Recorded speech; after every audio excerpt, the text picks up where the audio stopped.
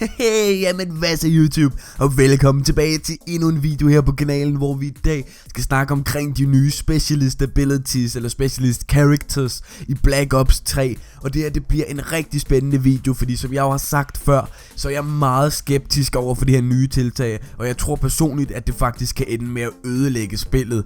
Og hvorfor det, tænker du måske? Det er lige præcis det, jeg skal forklare i den her video. Specialist Abilities, det er jo noget, som vi aldrig har set før i Call of Duty-serien, men altså, det er faktisk ikke en ny idé. Det samme koncept har vi set i blandt andet Destiny og også et par andre spil, skulle jeg mene. Og de her Specialist Abilities, man kan sige, at det er jo en form for superkræfter, hvor man ud over sin class og streaks kan vælge et specialist våben eller en specialist, ja, superkraft kan man vel egentlig godt kalde dem. Man kan for eksempel se modstanderne igennem vægge, eller man kan revive sig selv efter man dør. Det er ligesom Last Stand fra tidligere Call of Duty-spil.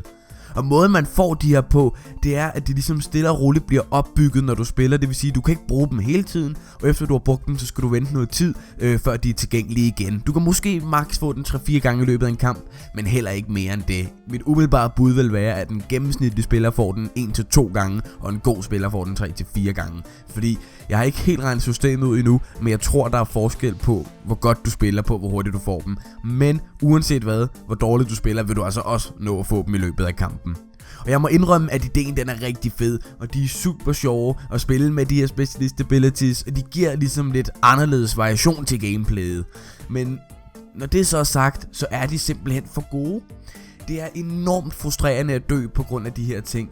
Og man skal jo især tænke på, at alle spillere kan få dem her. Det kræver ligesom ikke skills overhovedet. Det er ikke som en god streak, man skal kæmpe hårdt for at få. Men det er derimod noget, selv de dårligste spillere kan få. Og det er derfor, jeg synes, det er en dum idé. Jeg har aldrig nogensinde kunne lide ting, som giver nemme kills og ikke kræver skills at få.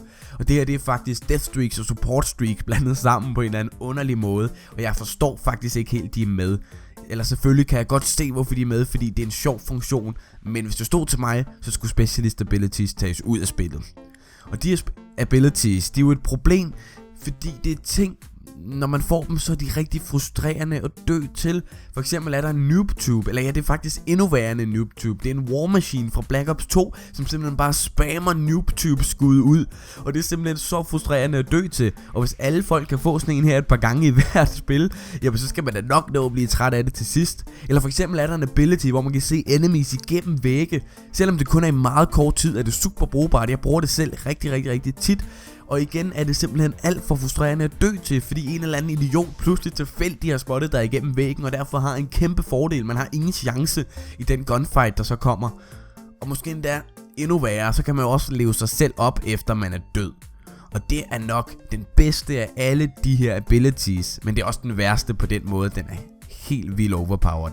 Fordi når man lever op igen, så fortsætter en streak. Du har samme antal point til din næste score streak og så videre. Og det skaber jo egentlig også lidt problemer angående gode gameplays faktisk. Fordi tæller det egentlig som et nuclear, hvis en person får 14 kills i træk, dør, genoplever sig selv, og så får de sidste 16 kills, kan man uploade det på YouTube og kalde det en nuclear? Det synes jeg personligt. Jeg ved det faktisk ikke. Personligt kan man måske godt, synes jeg. Men igen, det er meget kontroversielt det her. Det giver ligesom nogen vil mene, at det gælder som en nuclear, mens andre vil mene, det ikke gjorde. Generelt synes jeg bare, at den her ability skal tages ud af spillet.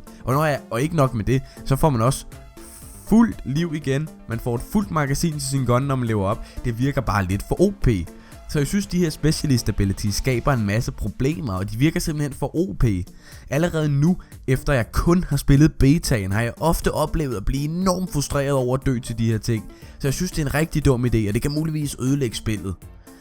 Men jeg håber virkelig, at de får gjort noget ved det, inden det endelige spil udkommer. Og måske de kan nerfe ting eller hvad ved jeg. Men et eller andet må de i hvert fald meget gerne gøre. Fordi jeg synes, de her ting er rigtig sjove selv at bruge, men de er simpelthen alt for frustrerende at dø til. Og jeg vil rigtig gerne have dem ud af spillet, hvilket jeg godt ved ikke kommer til at ske.